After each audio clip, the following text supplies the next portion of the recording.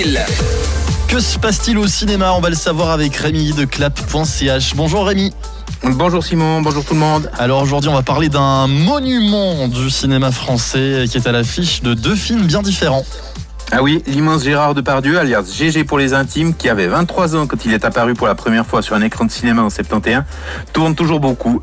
Rien que ces 2 dernières années, ce professionnel insatiable a participé à une série télévisée et 7 films.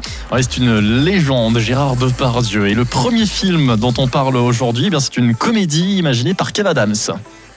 Pour être très précis, Maison de retraite, réalisée par Thomas Gilou, à qui l'on doit La vérité si je mens et ses suites, est basée sur une idée originale de Kev Adams et Romain Lévy. Kev Adams incarne Milan Rousseau, un jeune homme qui ne semble vivre que pour sa console de jeu. Après avoir failli causer la mort d'une vieille dame et grâce à son ami d'enfance avocat, il évite la prison et écope d'une peine de 300 heures de travail d'intérêt général dans une maison de retraite. Il fait d'abord la connaissance de ses collègues et des pensionnaires des Mimosas.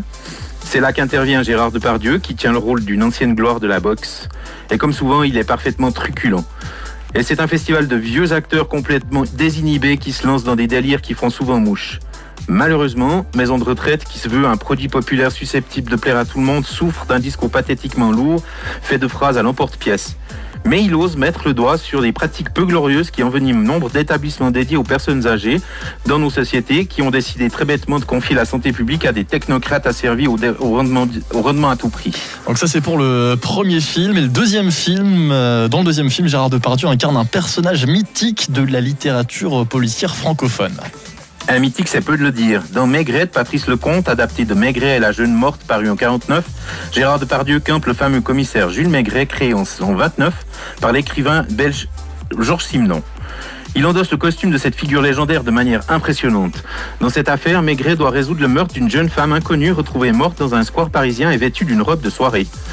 Pour l'aider dans sa tâche, il va se servir de Betty, qui a le même profil que la victime, pour pénétrer dans une bourgeoisie peu recommandable. Rémi, j'ai une question. Est-ce que Gérard Depardieu réussit à faire oublier l'acteur au profit de son personnage ? Et comme à son habitude, il accapare littéralement son personnage par sa nature imposante et sa stature et son franc-parler. La plupart du temps, on oublie l'acteur, mais Gérard Depardieu a une personnalité tellement forte que de temps en temps, au détour d'une réplique ou d'une action, il se rappelle à notre mémoire. Il le fait de manière naturelle, parfaitement naturelle, sans calcul, sans prétention.